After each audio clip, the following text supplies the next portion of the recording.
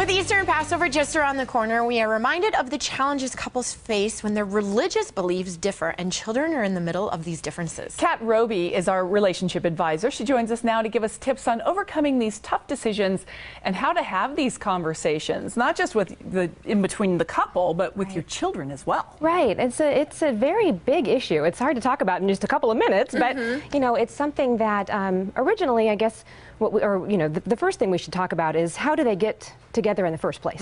So ideally, this is a conversation that's happening very early in the relationship, so that it's not, you know, years in or now we're married and, oh, by the way, I'm Jewish and you're a Christian. Like, what? Which is fine. And I know lots of people who actually do have and practice both faiths.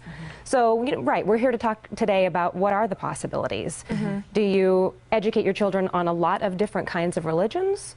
Do you practice both of them?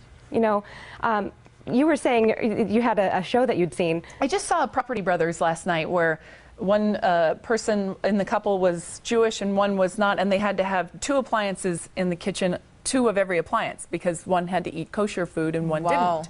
Right. And I thought, wow, it really spills into many aspects of your life. Like setting up your home. And that speaks to how invested they are also in the religion. So I know lots of people who will say that they are a specific religion, but then they don't practice, or they're not as into all of the traditions and things like that. So that's another thing. You know, a lot of times people might assume that their partner, because they have this kind of religion, are going to have all of these other things that they associate with the religion, and that may not be true. So one of the biggest things that we talk about in our relationship discussions all the time is don't make assumptions. Talk to them about what's important about their religion. Maybe it is, maybe it's not.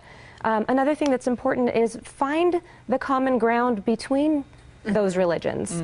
I mean, I think if the world could come together and sing a song in harmony. Kat Roby for president.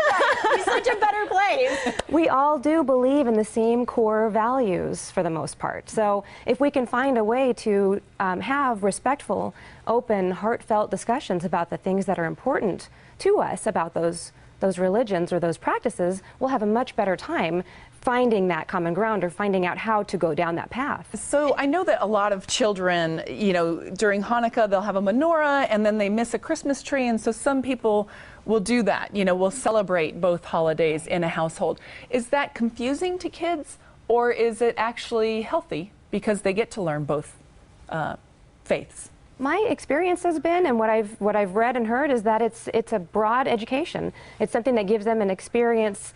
It's kind of like traveling. I think just traveling in general gives people an education, an understanding of the cultures of the world, and and I think that's the same in this aspect. Being able to identify what the core values are, understanding what the traditions are for different faiths, makes that a better citizen, makes that a better person for our world. And I don't think it's confusing as long as the parents are able to carry it well. You know, if it's something that's resentful sometimes, or well, your dad believes this, like that's probably not going to be real helpful to them. But if it's a possible conversation, to be able to open that door about what does it really mean and what does our family believe and how are you then going to walk into your life with all of this education or not. Because I hear a lot of parents will say, we're going to bring you up this way or bring them up this way, and then from there it's up to them. Which, of course, it is. After you're an adult, all bets are off, right? Right, but I was going to actually say, is it better to have the conversation as a family, even if your kids at the time are 10 or 11 years old? Or do you think that it's something that parents should establish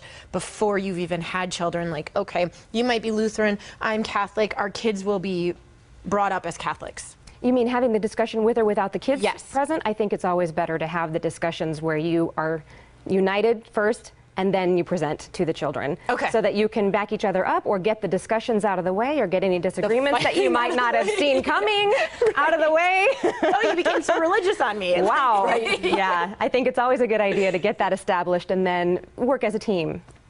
Okay. Yeah. Awesome. Thank you, Kat. Thank you, Kat, so much. Happy Easter, happy Passover. I know, and the very same to you. And if you want to get more tips on how to resolve the great religion debate, just call Kat at 906-3392 or go online to robycounseling.com. Again, that's 906-3392 and robycounseling.com. And don't go anywhere. The Morning Blend will be right back in the other